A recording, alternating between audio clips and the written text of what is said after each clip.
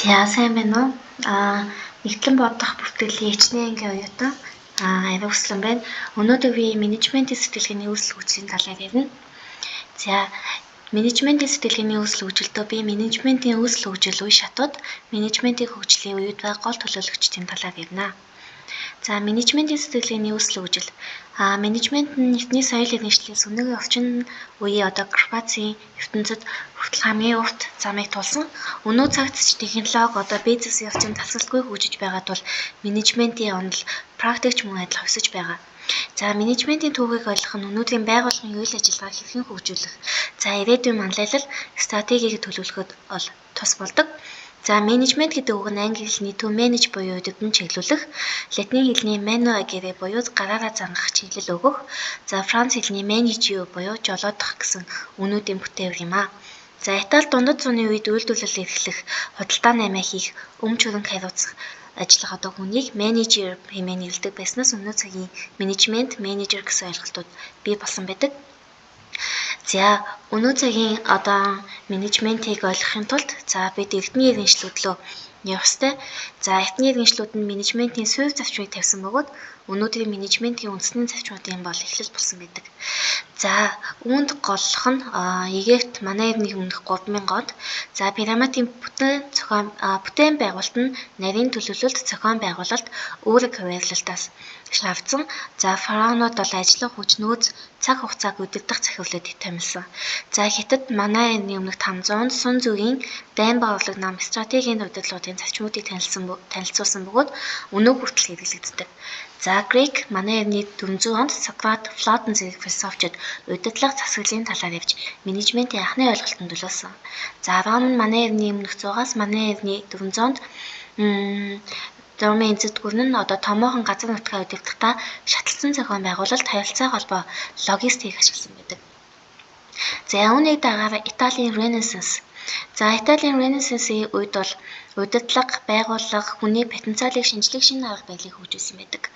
За үүнээс голох нь хүний хөгжлийн онол ба манлайлал, хүмүүсийн боломж, шүүмжлэлтэй сэтгэлээ боловсролыг чухалчилсан. За Никколо Макиавелли эрх мэдлийн харилцаа, манлайлал, улс төрийн удирдлагын стратегийг судалж үр дүнд чиглэсэн арга барилыг санал болгосон.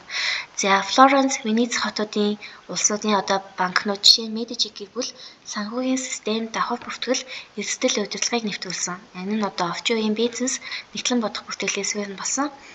За гильдүүд, худалдааны байгууллагууд албан ёсны сургалт үйл ажиллагаа, удирдлагыг бүтцтэй болж орчин үеийн корпорацийн байгууллагын загваруудын үндэс болсон.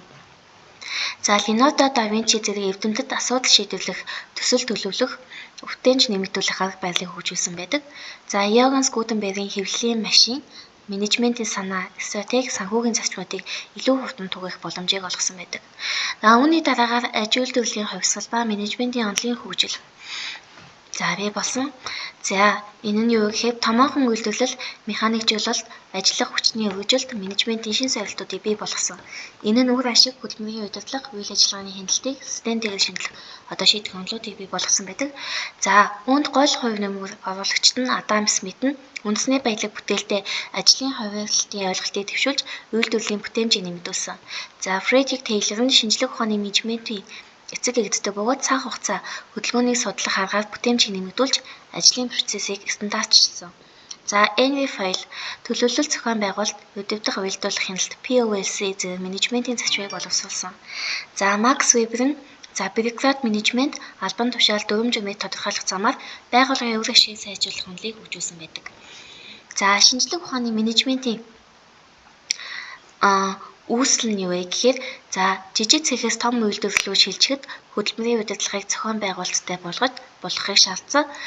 За Тейлорийн аргачлал нь бүтээмжийг нэмэгдүүлэх, ажил хуваарлалт, стандартчлалыг бий болгосон. Бюрократ ба захиргааны онол. Энэ нь том корпорац үүсгийн хэрээр вебээр шатлсан бүтэц зүрм журм нэвтрүүлсэн. Файл захиргааны менежментийн үндсийг тавьж өнөөгийн менежментийн боловсролд чухал хэвээр үлдсэн байдаг. За хөдөлмөрийн харилцаа ба хүний нөөцийн менежмент. Үйлдвэрийн хүнд нөхцөлд үйлдвэрчний хэвлэл бий болгож ажилчдын эрх, сайн сайхныг хамгаалах эхлэлийг тавьсан. Энэ нь дараа нь хүний харилцааны хөдөлгөөний суурь болсон бөгөөд ажилчдын урам зориг, сэтгэл ханамжийн багийн ажиллагааг чухалчилсан байдаг. За капитализм ба корпорацийн бүтэц. Аж үйлдвэрийн хөгжил нь санхүүгийн менежмент, нийлэлтийн сүлжээ, зах зээлийн стратегийг хөгжүүлэхэд хүргэсэн байдаг. За Смитийн ажлын хуваарлалт бүтээмжийг нэмэгдүүлсэн бол хөрөнгөний зах зээл корпорацийг мэргэжлийн хөдөлгөөтэй болгосон. Машин техник, төмөр зам, уурын хөдөлгөөн, захиргааны мэдээ зэрэг нь дэлхийд худалдааг корпорацийн стратегийг өөрчилсөн байдаг. Удирдлага илүү уян хатан, тасан цохигдох чадвартай байх шаардлагатай болсон. За менежментийн хөгжлийн гол төлөөлөгчдийг дурдвал Фредерик Винсент Тейлор шинжлэх ухаанч менежментийн зарчмуудыг бий болгосон. Шинжлэх ухаанч менежментийн зарчим номдоо ажил үйлдэл явдлын шинжлэх ухааны үндсэлтэйгээр хувааж оновчтой алхмууд болгон зохион байгуулахыг санал болгосон. Ажилчдын бүтээмжийг дэвшлүүлэх зорилгоор цаг хугацаа ба хөдөлгөөний судалгаа хийж ажлыг хамгийн үр ашигтай аргаар гүйцэтгэх замаар тодорхойлсон. Стандарт багаж хэрэгсэл, арга барил, журмыг ашигласнаар илүү хөдөлмөрийг багасгаж бүтээмжийг нэмэгдүүлсэн. Хөдөлмөрийн хуваар ба дагнасан ажил. Тейлор нь ажилчдад тодорхой даалгавар өгж мэргэжил ба ур чадварыг нэмэгдүүлэхийг дэмжсэн. Энэ зарчмын хожим Генри Форд автомашины үйлдвэрлэлд нэвтрүүлсэн бөгөөд огсролтын шугамыг үйлдвэрлэлийн үндэс болсон байдаг. Гүйцэтгэлд суурилсан урамшуулалт. Энэ нь илүү их хийвэл илүү их цалин зарчмаар ажлын бүтээмжид тулгуурласан урамшууллын системийг санал болгосон. Үүний дараагаар менежерүүд төлөвлөлт, удирдлагыг анхаарч ажилчид гүйцэтгэл төлөвлөх ёстой гэсэн үүргийг тодорхой хуваарлалт бий болгосон.